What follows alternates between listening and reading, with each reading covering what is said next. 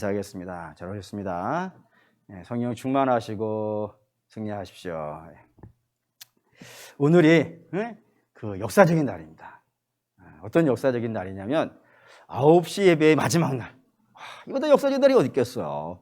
다음 주부터는 우리가 8시에 감사함으로 모여서 더 많은 성도들이 모여서 하나님께 예배하고 찬양하고 기도하면 2022년을 우리가 믿음으로 잘 준비할 수 있겠다라는 생각이 들어갑니다. 그리고 이 9시 예배의 마지막을 예레미야로 마지막을 내고 다음 주부터는 이제 우리 기도에 대해서 또 한번 좀 은혜 받고 기도하는 일을 만들려고 합니다. 그러니까 여러분이 그런 마음으로 잘 준비해 주시길 부탁을 드리겠습니다. 마지막을 뭘로 할까 하다가 이제 이걸로 결정을 했는데, 구약에 중요한 두 직분이 있죠. 그 중요한 두 직분. 하나는 제사장이라고 하는 직분이 있습니다. 그리고 또 하나는 예언자라고 하는 직분이 있습니다. 이 두 직분이 있는데, 이 두 직분을 여러분들이 가만히 쳐다보면은 어디가 좀 더 폼이 나고 어디가 좀 더 멋있는 것 같으세요? 하나는 딱 정해야 돼요. 가위바위보를 하든지 마음에 뭐 뽑기를 하든지 뭘 하든지 하나는 정해야 돼요. 이쪽이 마음에 드시나요? 아니면 이쪽이 마음에 드시나? 제가 이제 가만히 생각을 해봤어요. 자, 써놓고 어느 쪽이 더 괜찮을까 생각했는데 이쪽은 좀 있어 보여요. 제사장은 가만히 보면 좀 있어 보이고 이쪽은 좀 없어 보여요. 뭐 때문에 그러냐면은 이 제사장이라고 하는 사람들은 정말 특별한 경우가 아니면은 대접을 받습니다.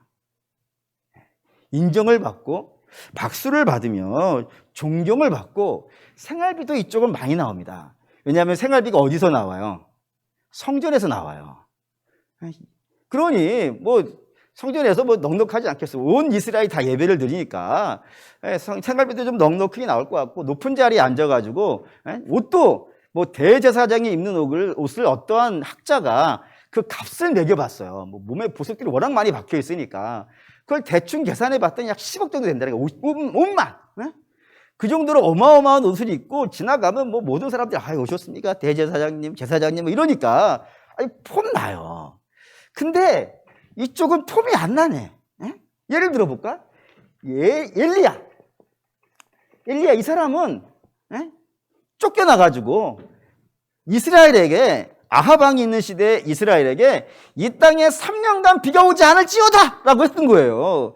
그랬더니 이 아합이 저거 잡아! 그래가지고 도망을 간단 말이에요. 도망가가지고 거기가 있잖아요.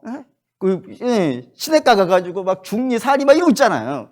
이런 삶을 살기도 하고, 엘리사는 이 사람이 몰골이 굉장히 멋이 없었나 봐요. 저하고 완전히 반대되는 그런 사람이어가지고 이 사람이 지나가면은 꼬마 아이들도 놀려. 꼬라지가 그게 뭐야 하면서 놀림 받던, 그리고 먹지도 못해가지고 막 식물 풀 삶아가지고 막 먹었는데 그게 뭐 배탈 나 죽기도 하고 막 이런, 그런 정말로 지질이 가난한 삶을 살기도 하고, 이사야는 자기 조카한테 톱으로 켜 죽어요. 예레미야, 우리가 지금 보고 있는 예레미야, 이 사람은 별명이 눈물의 예언자예요. 오죽 속상한 일이 많았으면 눈물의 예언자라고 불려져 있는, 그 정도로 참 이쪽인 사람들은 굉장히 어렵게 살아요. 그래서 왜 그럴까? 똑같은 하나님의 직분을 맡은 사람들인데 이 사람들은 왜 이렇게 폼이 나고 이 사람들은 왜 이렇게 어렵게 살고 있는가 라고 생각을 해보면, 기본적으로 이 사람들은 어디에 있냐면 성전이라는 곳에 있어요. 근데 이 성전이라는 곳은 아주 재밌어요. 뭐가 재밌냐면 이 제사장은 여기만 살아. 여기만 사니까 백성이 제사장을 만나려면 어디로 가야 돼요? 요리로 가야 돼요. 성전으로 가야 돼요. 근데 성전에 도대체 왜 가는 거예요? 시간 내고 돈 내고 마음 내가지고 여기 왜 가는 거예요? 예배하려고 가지. 얼마나 멋있는 마음이에요. 그렇잖아요? 여러분이 오늘 이 밤에 오신 마음이 얼마나 멋있어요. 여러분 스스로를 칭찬해 주십시오. 너 잘왔다. 너 훌륭한 거야. 하셔야 돼. 예배하러 왔다가 얼마나 훌륭해요. 그렇게 예배하려고 하는, 하나님을 사랑하는 마음으로 예배하러 온 성도들인데 그 예배를 인도해 주는 제사장이 고맙겠어요? 안 고맙겠어요?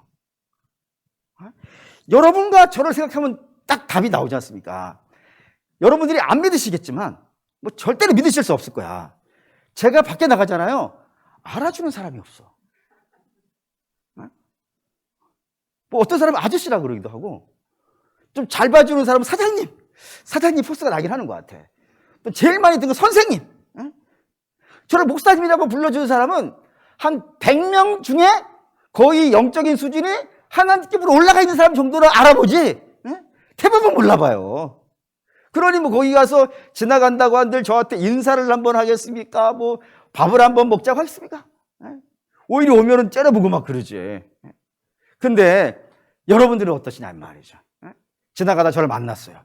그러면 딴 데로 가야지. 돌아가시나? 귀찮잖아요. 아이 목사님 반갑습니다. 어차피 잘 됐습니다. 밥이나 먹으러 갑시다. 할렐루야. 그렇게 안 하신 분 손 들어보십시오. 그거 다 한대잖아. 그렇지 않습니까? 왜 그러죠? 여러분이 저를 왜 대접을 해주죠? 다른 사람들 아무도 대접을 안 해주는데. 이유는 하나예요. 여러분들이 하나님을 사랑하기 때문에 그렇습니다. 제가 훌륭해서 그런 것이 아니고 여러분들이 하나님을 너무 사랑하니까 그 하나님의 말씀을 전하는 부족한 종까지도 여러분 눈에는 귀하게 보이고 고마워 보이고, 여러분 몫이에요. 여러분들이 훌륭해서 그렇게 되어진다 이겁니다. 그러니 이 제사장도 마찬가지예요. 세상 어느 민족이 제사장을 인정해 주겠어요. 이 예배하러 온 사람이니까, 하나님을 사랑하는 사람이니까 그를 대접해주고 인정해주고 인사해주고 식사 대접해주고 다 그런 것 아니겠어요. 근데 이 예언자라고 하는 사람들은 사역지가 어딘 거예요? 성전이 아닌 거예요. 어디냐면 생활터전 또는 뭐 들판, 혹시 성전에 가는 일이 있더라도 성전 안에 들어가는 것이 아니라 성전 문 앞에 서 가지고 거기서 이렇게 외친단 말이에요. 왜 여기서 외칠까요? 이유는 뻔해요. 이 백성들이 하나님께 안 오기 때문입니다. 하나님께 안 오니까 예언자들이 어디로 가야 되는 거예요? 그 백성들이 살고 있는 데로 가야 돼요. 정확지 않아. 제사장은 성전이라고 분명히 명시가 되어져 있는데 이쪽 사람들은 여기 안 오는 거예요. 성전에 안 오니까 하나님이 마음이 아파가지고 그 백성들을 데리러 가시는 거예요. 그러면 이 백성들은 왜 하나님께 안 오고 딴 데로 갔을까요?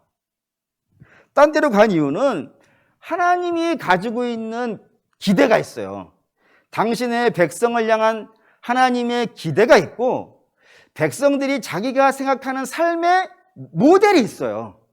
이 둘이 달라질 때 도망가요. 되게 많이 달라요. 한번 좀 찾아보시죠. 하나님이 우리를 향한 기대 한번 보시죠.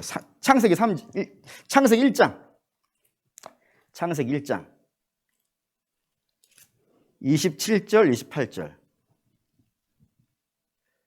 창세기 1장 27절, 28절.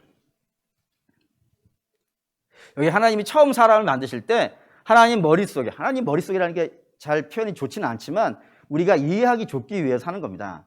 하나님 마음속에 사람은 이런 모습으로 만들어져야 된다라고 하는 개념이 있는 거예요. 그 개념이 27절, 28절입니다. 읽어볼게요. 하나님이 자기 형상 곧 하나님의 형상대로 사람을 창조하시되 남자와 여자를 창조하시고 하나님이 그들에게 복을 주시며 하나님이 그들에게 이르시되 생육하고 번성하여 땅에 충만하라. 땅을 정복하라. 바다의 물고기와 하늘의 새와 땅에 움직이는 모든 생물을 다스리라 하시니라. 하나님께 사람을 왜 만드셨다고요?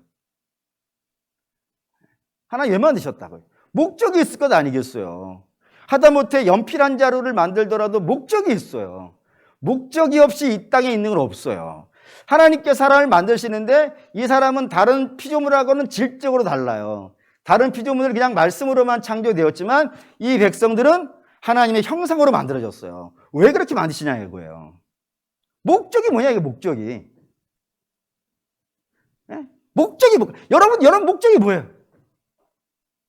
성경에 써 있지 않습니까? 하나님이 만들어 놓으신 이 모든 피조의 세계를 어떻게 하시려고? 당신의 백성들로 하여금 다스리게 하시려고. 다스리게 하시려고. 하나님이 동역자 삼으시는 거예요. 하나님이 이 온 세상을 다스리시는 분 아니겠어요.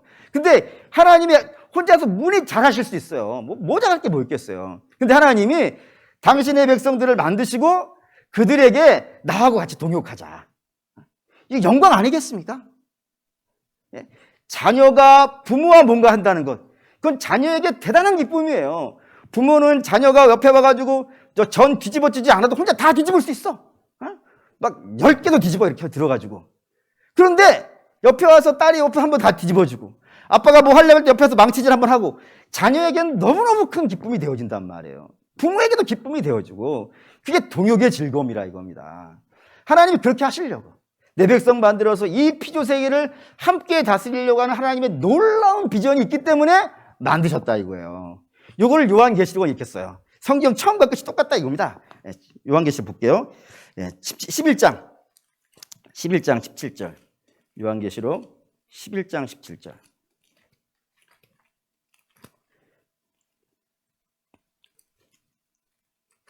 11장 17절 읽어보겠습니다. 이르되 감사옵나니 옛적에도 계셨고 지금도 계신 주 하나님 곧 전능하신 이여 친히 큰 권능을 잡으시고 왕노릇 하시도다. 여기 왕으로서 다스리는 역할을 하고 있다는 거예요. 왕의 액션을 취하고 있다. 왕의 활동을 하고 있다. 이런 표현인데, 이 왕의 활동을 누가 하고 있는 거예요? 누가 하고 있죠? 옛적에도 계셨고 지금도 계신 분이 누군 거예요? 하나님이지. 그 전능하신 이가 당신의 큰 권능을 가지고 이 땅을 다스리고 있다 이겁니다. 그런데 놀라운 표현이 5장에도 있어요. 5장, 이게 중요해요. 5장 9절에서 10절.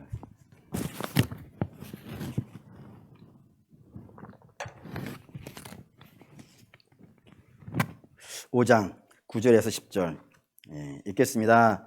그들이 새 노래를 불러 이르되 두루마리를 가지시고 그 음봉을 떼기에 합당하시도다. 일찍이 죽임을 당하사 각 족속과 방언과 백성과 나라 가운데에서 사람들을 피로 사셔 하나님께 드리시고 그들로 우리 하나님 앞에서 나라와 제사장을 삼으셨으니 그들이 땅에서 왕노릇하리라. 할렐루야. 여기 왕노릇 누가 해요? 예? 왕노릇 누가 하고 있죠? 예수 그리스도께서 당신의 피로 백성들을 사가지고 그 백성들을 뭘로 만드셨다고요? 나라와 제사장 만드셨다고요. 그래서 뭐 하시려고? 왕노릇 시키려고. 그러니까 하나님이 왕 역할을 하고 있단 말이에요, 이 땅에. 그 전능하신 하나님이 왕 역할을 지금 하고 계시다고요. 그런데 그 역할을 하시는데 하나님이 우리를 뭘로 부르시는 거예요? 동역자로 부르셔서 같이 하자. 이 천하를, 이 세상을 하나님의 법과 하나님의 뜻과 하나님의 역사가 나타나는 그런 복된 땅으로 우리 같이 한번 해보자 라고 영광스러운 자리로 부르시고 있더라 이겁니다. 이게 하나님이 당신의 백성을 향한 기대예요. 그런데 그 백성들은 이런 하나님의 기대에 대해서요 별 관심이 없는 거예요. 그들이 가지고 있는 건 왜 관심이 없냐면 두 가지 때문이라고 되어 있습니다. 첫째는 뭐냐면 하나님의 법대로 이 땅을 다스리려면 기본적으로 저와 여러분들이 뭐를 알아야겠어요? 하나님을 알아야 돼요. 하나님 말씀을 알아야 되고 하나님의 뜻을 알아야 되고 하나님 같은 마음이 돼야 돼요. 그리고 우리의 수준이 얼마만큼 올라가야 돼요? 그리스도의 분량까지 자라야 돼요. 그리고 훈련이 되어줘야 돼요. 근데 그 훈련이 힘들어요. 훈련이 힘들어요. 너무 힘들어요. 힘들죠. 마치 학생들이 공부하는 게 힘들잖아요. 그때 막 놀고 싶고 막 그래서 공부하는 게 너무 힘들어서 안 하려고 하는 것처럼 하나님 그리스도의 분량까지 성장해 가는 그 훈련이 힘들어요. 그래서 안 하려고 하는 마음도 있고, 또 하나는 2차적인 거는 사실 관심이 거기에 있지 않아요. 대개 사람들의 관심은 어디에 있냐면 이 땅에서 큰 문제 없이, 어려움 없이, 힘들지 않게 그냥 편안하게 살아가는 거예요. 하나님, 제가 다른 건 별로 원하지 않아요. 이거 하나만 들어주세요. 다른 욕심 없어요. 그 욕심 없이 살아요. 그냥 하나님 욕심이 있어요. 하나님 우리를 뭘로 만드시는 거예요? 나라와 제사장 만들어서 온 천하를 다스리고 싶어 하신단 말이에요. 하나님의 꿈 너무 높아. 근데 우리의 꿈은 그런 건 미칠 거예요. 그냥 삼시세끼 밥만 먹으면 돼요. 여기서 뭐 대단한 거 바라진 않아요. 그냥 우리 자녀가 뭐 서울에 있는 학교만 가면 좋겠어요. 그렇게 우리의 꿈은 너무 소박해. 그렇잖아요? 하나님은 자녀를 천하를 다스리는 사람을 만들고 싶은데 우리는 겨우 서울대 보내고 싶어. 너무 꿈이 소박하지 않아요? 할렐루야. 그게 하나님 마음이 서로가 달라지는 거예요. 그런 부분이 있어요. 근데 이걸 한번 여러분 이렇게 해서 한번 생각을 해보세요. 우리가 기도를 하지 않습니까? 기도를 하는데 그 기도를 한번 좀 잘 점검해 보세요. 그러면 대개 무엇을 기도하고 계시냐면 이 땅에 있는 문제를 가지고 기도를 해요. 안 그런 사람은 없어요. 문제 가지고 기도하게 돼 있어요. 근데 목적이 문제를 해결하는 쪽에 있지 않다는 것 뿐이지. 어쨌든 좀 더 들어보세요. 문제를 해결하는 쪽에 기도의 포커스를 가지고 있어요. 그래서 한번 이렇게 봅시다. 하나님께서 여러분들에게 원하시는 문제를 다 해결해 줬어요. 깡그리 남김없이 소원이 하나도 없이 다 들어줬어요. 그럼 하나님이 필요해요, 안 필요해요? 하나님은 내 소원 들어주는 분인데 내가 뭐 아쉬운 거 있을 때 하나님께 기도해가지고 하나님이 내 소원 들어주는 분인데 내 소원이 완전히 하나도 남김없이 다 들어진 거예요. 그러면 기도할 필요가 있어요, 없어요? 기도할 필요 없잖아요. 그러면 문제를만 갖고 문제가 이루어지기로만 기도하시는 분들의 소원은 뭐냐면 하나님 없는 세상을 꿈꾸고 있는 거예요. 그렇지 않습니까? 논리적으로 그렇잖아요. 내가 문제 가지고 그 문제 해결해달라고 하나님께 기도를 했는데 하나님 문제를 싹 들어줬으니까 더 이상 문제가 없어. 그럼 난 하나님도 필요 없어. 내가 알을 게 없으니까. 그러니까 하나님 없는 세상을 꿈꾸고 있는 거예요. 그렇다고 그럼 우리 기도하지 말까? 그런 개념이 아니에요. 하나님 문제를 주신다니까요. 그리고 문제를 가지고 기도하게 하신다니까요. 근데 그 문제 해결되는 건 다음 문제가 된다 이거예요. 중요한 문제는 그 문제를 가지고 기도하는 동안에 우리가 어떻게 돼야 되는 거예요? 자라야지. 믿음이 자라고 생각이 자라고 마음이 자라고 그런 역할이 되어줘야 되는데 그런 거는 싹 빠지고 그냥 매번 내 문제만 해결해 달라고 그렇게 기도해서 결국에는 하나님 없는 세상을 꿈꿔버리는 그런 것에 대해서 하나님이 용납해 주시겠냐 이거예요. 그 용납이 안 되는 거예요. 왜죠? 하나님이 우리의 모든 소원이 싹 이루어져 가지고 하나님이 더 이상 필요 없는 세상이 되는 것이 복이 아니기 때문에 그래요. 복은 어디서 있는 거예요? 저는 이 한자를 되게 좋아해요. 복자인데 복자를 되게 좋아해요. 복자는 이게 하나님이거든요. 하나님 이게 사람, 한 사람 이거 이게 밭이에요. 그러니까 복은 뭐냐면 하나님과 사람이 같이 있는 거예요. 하나님과 사람이 같이, 기업도 같이, 사람도 같이 이렇게 붙어 있는 게 복이지 하나님을 이렇게 빼면 이게 복이 아니란 말이에요. 그 사람은 하나님을 빼는 걸 복이라 생각한단 말이지. 하나님이 안 된다 이거예요. 그건 내가 용납이 안 돼. 그래서 자꾸 개입을 하시는 거예요. 개입을 하셔가지고 뭐 그런 일 한단 말입니다. 왜냐하면 하나님이 없으면 생명도 없는 것이고 하나님이 없으면 기쁨도 없는 것이고 하나님도 없으면 만족도 없는 것이고 하나님이 없으면 죽음밖에 없는 것이기 때문에 하나님은 안 된다 이거예요. 넌 내가 있어야 돼 라고 하면 자꾸 풀무불 속에 집어넣으신단 말이에요. 근데 우리가 소원을 하나님이 안 들어주시면 사람은 지금 오해를 해. 오해를 해가지고 하나님 나를 안 좋아하시나? 내가 기도한 걸 안 들어주시면은 하나님 나를 안 좋아하시나? 하나님 저 사람은 좋아하는데 나는 미워하시나? 내가 뭐 잘못한 것이 있는가? 라는 식으로 자꾸 오해를 해요. 이게 우리만 오해하는 것이 아니라 첫사람부터 오해했어요. 보시죠. 창세기 3장.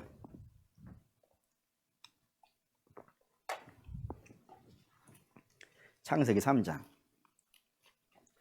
첫사람이 와서 사단이 와서 첫사람을 넘어뜨릴 때 이런 모습이었다는 걸 한번 좀 잘 기억해 보세요. 4절 5절 한번 읽을게요. 뱀이 여자에게 이르되 너희가 결코 죽지 아니하리라. 너희가 그것을 먹는 날에는 너희 눈이 밝아져 하나님과 같이 되어 선악을 알 줄을 하나님이 아심이니라. 예, 사단이 와서 하나님이 저 선악과 먹지 말라고 하더냐라고 하면서 물은 거예요. 그때 뭐 여자가 이렇게 얘기를 하죠. 근데 사단이 하는 말이 뭐였어요? 안 죽어, 안 죽어. 너희 하나님이 이걸 왜 못 먹게 하셨는지 아냐라는 거예요. 하나님 왜 못 먹게 하신 거예요? 하나님 이거 먹으면 죽는다 그런 거예요. 근데 안 죽는다는 거예요. 안 죽는 대신에 하나님 저걸 너희를 먹지 못하게 하려고 죽는다고 뻥치신 거야. 그럼 왜 먹지 못하게 하신 거라는 거예요? 하나님 너희 잘 되는 게 싫어. 하나님 너희가 높아지고 훌륭해지고 멋있어지는 것 하나님이 싫어해. 단지 너희를 그냥 종으로 부리려고 하는 그런 마음이 있어서 너희에게 손해를 끼치고 싶은 마음이 있어가지고 하나님 너희한테 뻥친 거야. 너희 멋있어지려면 어떻게 하라고요? 하나님과 떨어지라고. 그게 첫사람의 유혹이라. 그러니까 여자도 마찬가지인 거예요. 아, 저렇게 먹음직하고 보암직하고 이 생을 자랑하게 할 만큼 멋있는 거를 하나님 나한테 안 주신다 이거예요. 나 미워하는가 봐. 나를 안 좋아하는가 봐. 이게 첫사람부터 들어가는 마음이라 이겁니다. 근데 그런 마음이 지금도 남아 있어가지고 내 기도가 안 들어지게 되어진다면은 하나님 나빠 이렇게 된 거단 말입니다. 그러니까 하나님이 가지고 계신 기대와 우리가 바라는 그 바램과 그 사이에서 갈등이 생기는 거예요. 우리는 편한 길 가고 싶고 다 갖는 거 갖고 싶고 넉넉한 거 되고 싶고 하나님은 그건 중요한 게 아니야. 너희는 나한테 훈련을 받아야 돼.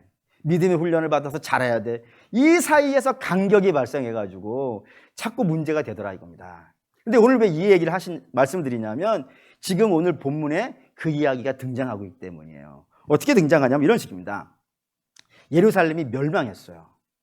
멸망하고 많은 사람들이 잡혀가기도 했지만 일부 어떤 사람들은 피난을 갔어요. 피난을 가서 숨어 있다가 있었는데 그 멸망한 예루살렘에 그달랴라고 하는 훌륭한 인격 있는 사람이 총독이 되어서 다스린다는 얘기를 들은 거예요. 그러자 피난 갔던 사람들이 다 돌아왔어요. 그래서 예루살렘이 다시 복작복작, 예전만은 아니지만 그래서 상당히 복작복작한 상황이 됐단 말이에요. 그럴 때에 암몬의 왕이 이스라엘이 다시 일어나는 것에 대한 시기가 있었고 그리고 이스라엘에서 꽤 귀족으로 살았던 이스마엘이라는 사람이 그 바벨론 왕에게 의해서 우리의 가족이 몰살된 것에 대한 분노가 있었단 말이에요.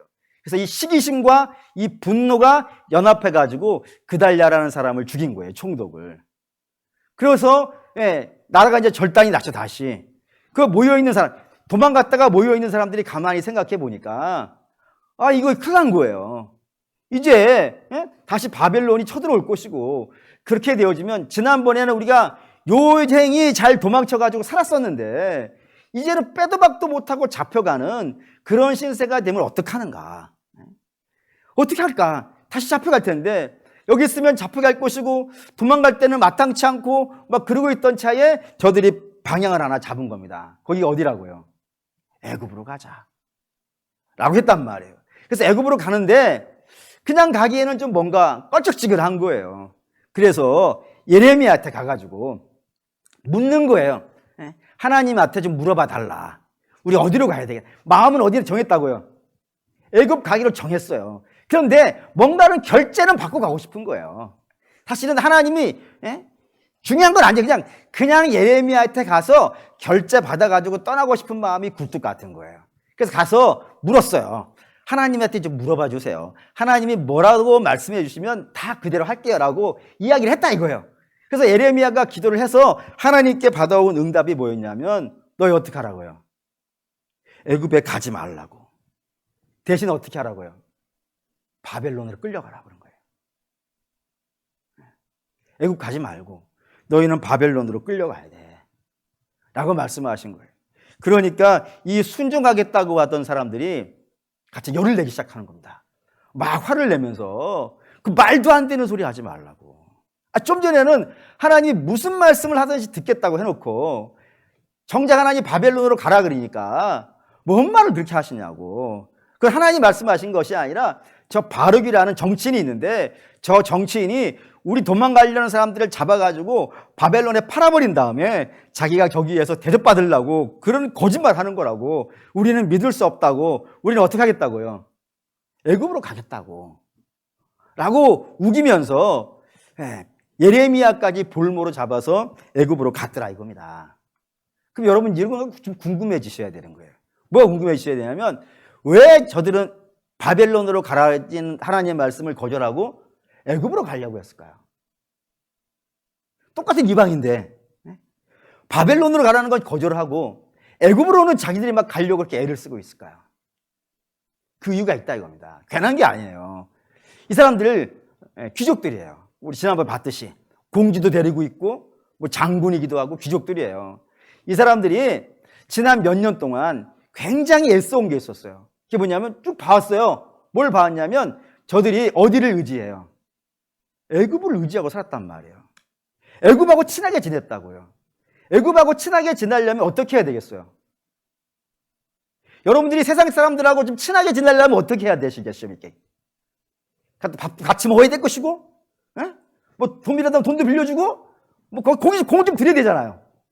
저한테는 공을 안 드려도 돼요. 제가 여러분 너무 좋아하거든요. 저한테는 공을 안 드리지만 여러분들이 세상 사람들하고 친하게 지내려면 공을 드려야 돼요. 그와 마찬가지로 이 이스라엘에 살고 있던 사람들이 애굽이랑 친하게 지내려다 보니까 거기에다가 공을 굉장히 많이 들였어요. 막 돈도 갖다 바치고 매번 찾아가서 인사도 하고 명절이라 가서 뭐 고기 사들고 가서 인사하고 그걸 오래 해왔단 말이에요. 그랬으니 거기에 아는 사람들이 있겠어요, 없겠어요? 있겠지. 공 들인 사람도 있을 것 아니겠어요? 그러니 제일 좋은 거는 예루살렘에 그대로 사는 거예요. 여기 내 집도 있고 내 밭도 있고 산업도 있으니까 여기에 사는 게 제일 좋아요. 하지만 여기 살 수가 없단 말이에요, 지금. 왜? 바벨론에서 쳐들어온단 말이에요. 그러면 다음번 내가 편하게 살 수 있는 곳이 어디겠냐고 생각하는 거란 말이에요. 예루살렘이 제일 좋지만 여기에 살 수 없다면 내가 다음으로 편안하게 살 수 있는 그런 곳이 어디 있겠는가 고민해 보니까 거기가 어디라고요? 애굽이라. 내가 갖다 돈 바쳐놨으니까. 내가 아는 사람들이 있으니까. 거기 가면 나를 좀 대접해주고 알아줘가지고 여기에서 사는데 지장 없겠지 라는 생각으로 그 편하고자 하는 마음으로 이들이 애굽으로 달려가더라 이겁니다. 근데 하나님은 안 된다 이거예요. 너희는 애굽으로 가면 안 돼. 거기 가서 편하게 있으면 안 돼. 너희는 바벨론에 끌려가야 돼. 왜요? 바벨론에 끌려가면 어떤 일이 벌어질 것 같으세요? 애굽은 아는 사람이 있어요. 바벨론에는 아는 사람 없어요. 애굽에는 돈 뿌려놓은 게 있어요. 바벨론에 뿌려놓은 것도 없어요. 그리고 저들은 나를 노예로 잡아가는 거예요.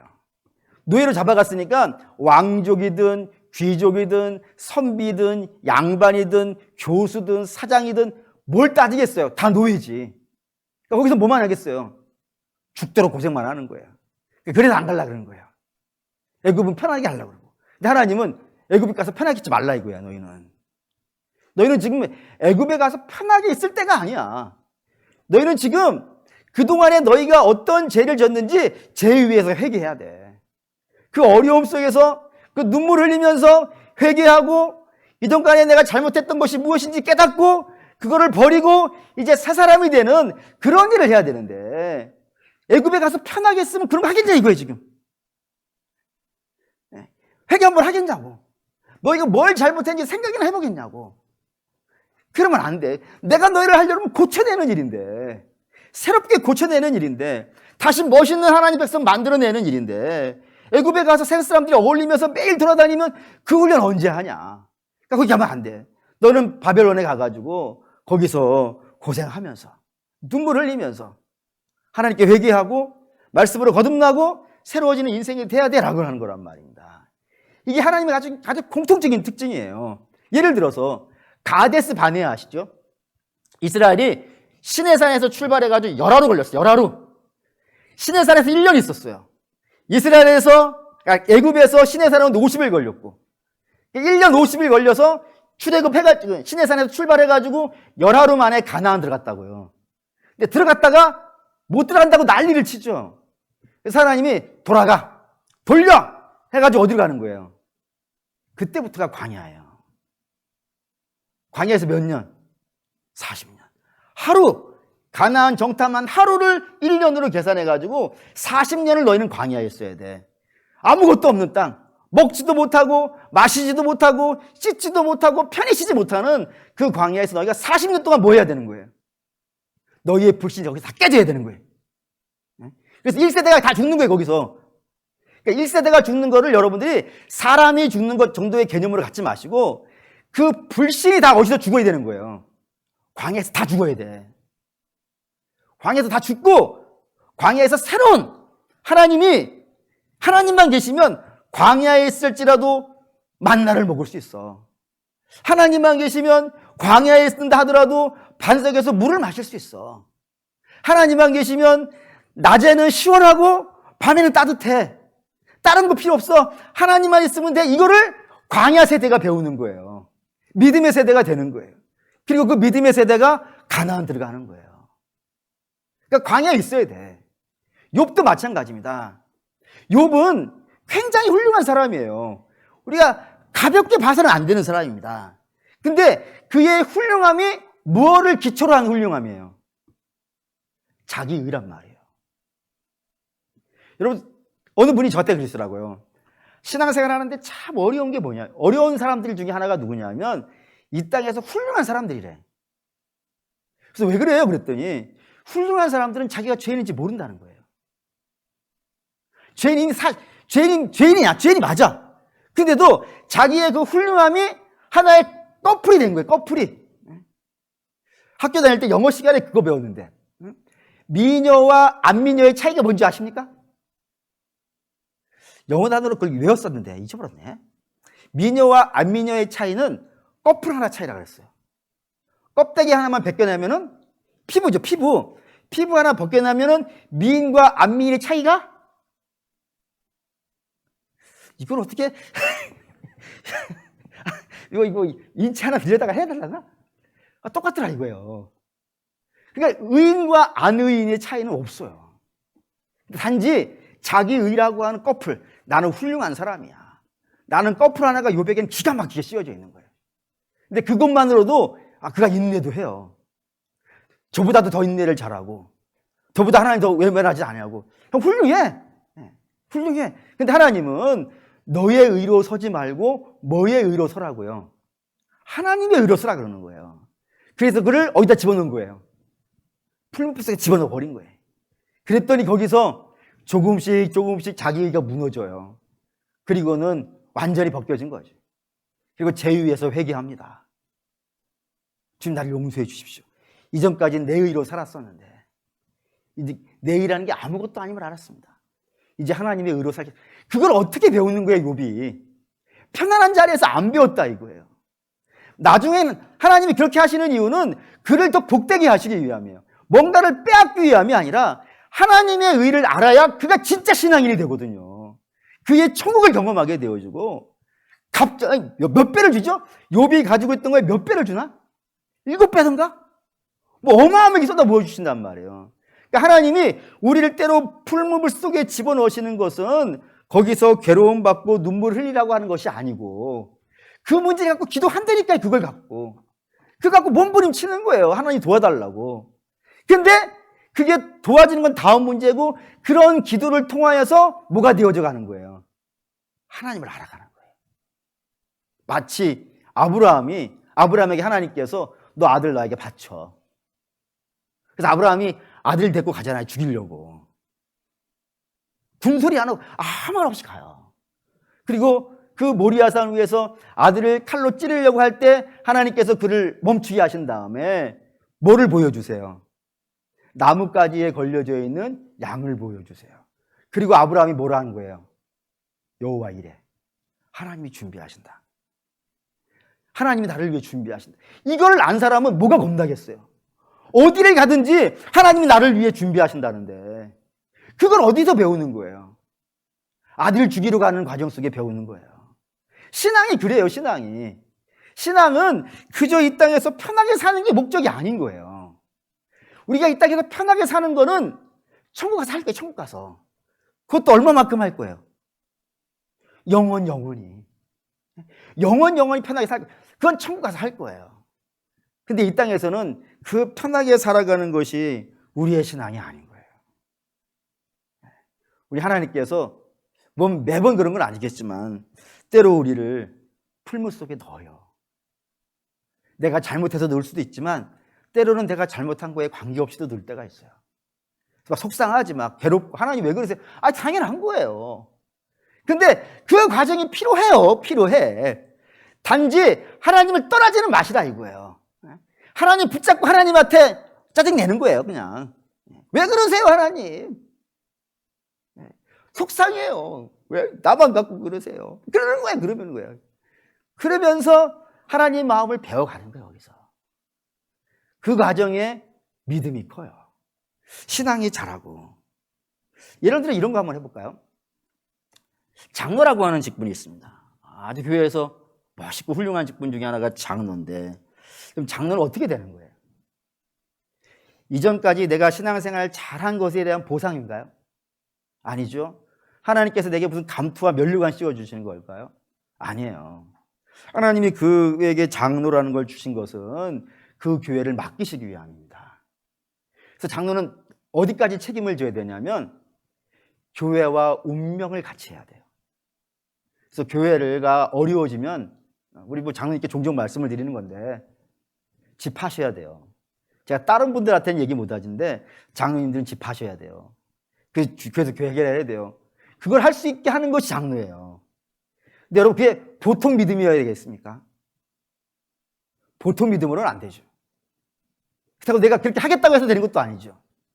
하나님께서 그에게 그거를 맡기시려고 그를 교회에서부터, 어린 시절부터 무수히 많은 어려움 속에서 키워가시는 거예요. 그러니까 장로 직분까지 올라가려면, 뭐 목사도 마찬가지겠죠. 거기까지 올라가면 교회에서 산전수전 다 겪은 거예요. 눈물 콧물 다 뺀 것이고, 마음 뭐 몇백 번 무너진 것이고, 막 너무 고통스러워가지고 성도들한테는 어디 가서 말도 못 하는데, 뭐 그래도 직분이 높으니까 앞에서 웃는데 속은 막 문드러져 가는 경험들을 수도 없이 해야 돼요. 그런데 그걸 어떻게 혼자서 끙끙거리는 것이 아니라 하나님 붙잡고 씨름하는 거예요. 그래서 그러면서 믿음이 자란 거예요. 그러면서 하나님의 은혜를 입은 것이고, 그러면서 훌륭해진 거예요. 그러면서 하나님께서 이제 됐어. 이제 너는 내 교회를 맡을 수 있어. 내가 맡길게. 내게 제일 중요한 나의 신부를 너에게 맡겨. 그래서 뭐 원래 목사도 장로예요. 목사도 장로. 다 장로지. 옛날에는 뭐 초대교회는 장로밖에 없었으니까. 근데 그걸 설교 장로로 뽑아낸 게 목사고, 그게 된 것인데, 어떤 그 역할을 하는 겁니다. 교회와 함께 운명을 같이 하는 겁니다. 그래서 우리 이런 얘기 많이 들어요.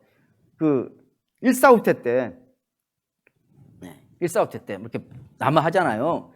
그때 뭐 목사님들, 장로님들은 안 내려왔대요. 성도들은 다 보내고, 우리는 여기서 이 교회랑 운명을 같이 한다고. 그 믿음이 하루아침에 생기는 게 아닙니다. 그걸 오랜 시간 하나님께 훈련을 받아야 돼요. 근데 그 장로만 그런 것이 아니고 모든 직분이 살아간 여러분 다 그렇습니다. 그게 훈련을 받는 거예요. 훈련을 받는 과정 속에. 근데 훈련을 그냥 좋은 데에서 할 수 없잖아요. 등 따시고 배부르는 곳에서 훈련하라 그러면 훈련이 되는 것이 아니고 졸리죠. 내가 오늘 회개를 해야겠네. 공개적으로 회개할게요. 왜냐하면 내가 오늘 새벽에 너무 추웠어요. 새벽기도 하려는데. 그래서 김재영 목사님 불러가지고 4시에 출근하거든요. 저분은. 제가 3시 50분에 나오고 4시에 출근하는데 4시에 히터를 켜. 1시간 떼! 그리고 예배 시작하면 꺼. 했는데 그냥 키지 맙시다. 추워야 돼. 그래야지 안 졸리지. 그렇습니까? 여러분, 믿음의 훈련은 좋은 데서 안 돼요. 하나님 바벨론 가서 하라니까. 바벨론 가서 회개하고, 바벨론 가서 성경 읽고, 바벨론 가서 믿음의 훈련해가지고 멋있게 되어 나와서 예루살렘 다시 지어. 그게 하나님의 뜻인데, 그게 싫어서 애굽 갔다가 거기에서 이 사람들 다 망해요. 안타까운 건 예레미야도 거기서 망해요. 이들은 예레미야만 붙잡고 있으면 하나님과 관계없이 살아도 안 망할 거라 생각했는데, 하나님은 예레미야를 천국으로 데려가실지언정 저들을 내버려 두는 곳에 쓰지 않았어요. 그로 살아가는 믿음의 성도 여러분, 그렇게 믿음에 세워진 사람들이 하나가 세워지면 그 땅이 복이 있어요. 복이 있어요.